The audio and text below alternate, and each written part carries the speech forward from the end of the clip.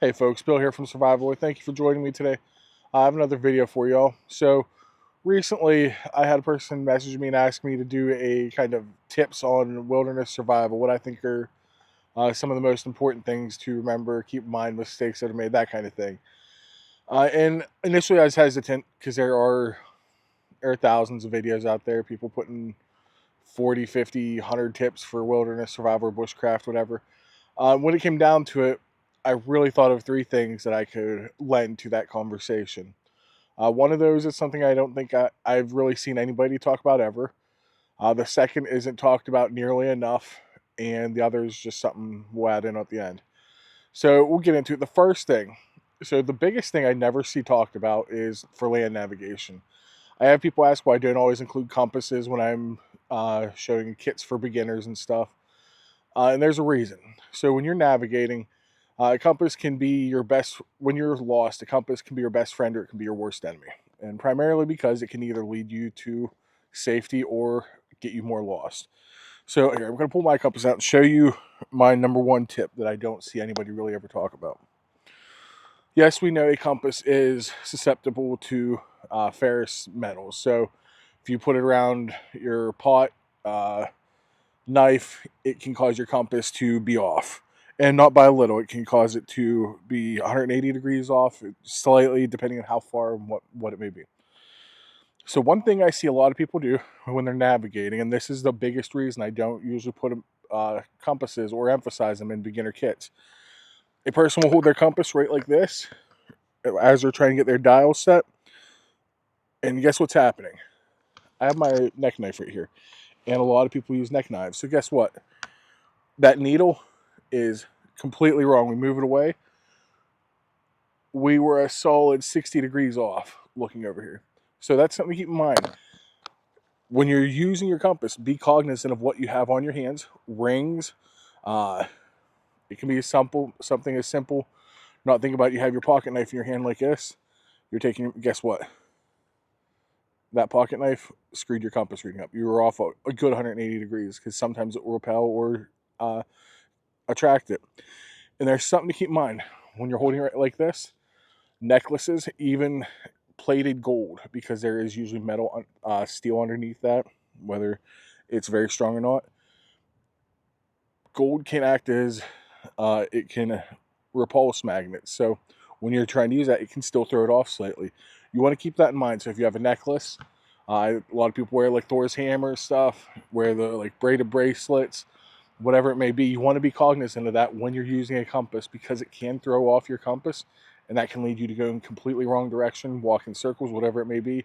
Use it once, you move it to a little bit different direction. Guess what? It's telling you somewhere else. You don't trust your compass. That's why I feel that is a hugely important tip I don't think anybody talks about. Neck knives, jewelry around the neck, rings, bracelets, all that stuff can throw off your compass. And guess what? If you're holding it real close, my glasses are plastic, so I don't think I'd have an issue. I've never tested it. But if you have heavy metal frame glasses, if you're looking real close like that or something and you're sighting, that could too. These are things to keep in mind because compasses can be finicky. This is a good compass. I know it's right. This is my pocket transit. It will still, the moment it goes up against that knife, guess what? It's off. Yes, I have my microphone here and it is affecting it a little. But even without that, I've tested it multiple times. Knife blades, we know knife blades. People tell you knife blades, they will cause your compass to go wrong. So you tuck it into your chest right here, you're trying to get your bearings, that's going to throw you off. So be purposeful with your compass. Keep it away from jewelry, rings, necklaces, bracelets. Neck knives are a big one because a lot of people wear neck knives, and I've seen it. Pull it up. They're trying to get their bezel set, and you guys know what's happening. That compass is getting bad reading. So that's my number one tip. Be cognizant of where you use a compass because things like neck knives, jewelry, bracelets, rings, all that can affect them. So the next thing up is the one that's not talked about nearly enough. If you find yourself in a wilderness survival situation and you're in a bad spot, you don't have a water purifier, you have a water bottle, you have a water source, but you don't want to drink it because you don't want to get sick. At the end of the day, you're better off if you're in a bad spot. Drink that water, dip your bottle, get as clean as you can, trying to keep grit, dirt out of it, and drink that water. It's more important to stay hydrated in the short term than it is to suffer from dehydration and possibly die. Dehydration will fuck you up. It will stop you from being able to do the things you need to do to facilitate rescue. So I see people talk about you never drink the water. It will make you sick. You'll get giardia, cryptosporidium, whatever it may be. If you're to the point where you're going to suffer from dehydration, drink that water. It's more important that you drink that water and deal with the consequences of that. We got antibiotics. You got medicine that can take care of those infections, those parasites. Drink that water. Save your life. Don't sit there, die by that stream or that puddle, that seep, whatever it may be, from dehydration, and let that go. So that's number 2. And I don't think that's often talked about. Everybody says have your filter, boil your water, but there are circumstances that may preclude you from being able to do that. And at that point, you need to make that decision to drink that water. So keep that in mind. So that was tip number 2. That was the one that's not talked about enough, I think. You don't have to spend a lot of time. It's pretty self-explanatory. If you're kind of suffer from dehydration, forego that, drink the water, deal with the consequences later. Next up, my last tip. This is more of a recommendation than a tip or anything, but I know I'm reaching a pretty decent sized audience now. What I would recommend if you're new or even relative beginner to wilderness survival, bushcraft, any of these skills, go join bushcraftusa.com. It's a bushcraft forum, the largest on the internet. It's full of good people and a ton of good information. I know I recommend a lot of books to learn skills from. There's not going to be a better place than Bushcraft USA to go learn skills, whether it's through bush class, seeing the people on there put the skills up, practicing. There's tons of threads on student practice, thousands of entries deep. This system's been going on for the better part of almost 20 years now, since like 2010 or so. Get on there, sign up. It's completely free. There is a supporter option. It's the only place I've ever been a paid supporter of. You don't have to do it. I don't make any money off this whatsoever. This is, I think, one of the best tips I can give anybody. Join Bushcraft USA. Go look at the bush class. Look at the different skills they have on there. Braiding, firecraft, shelter, being able to improvise things.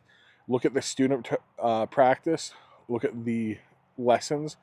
So the teachers will do a lesson, show you exactly how to do it, and give you different examples.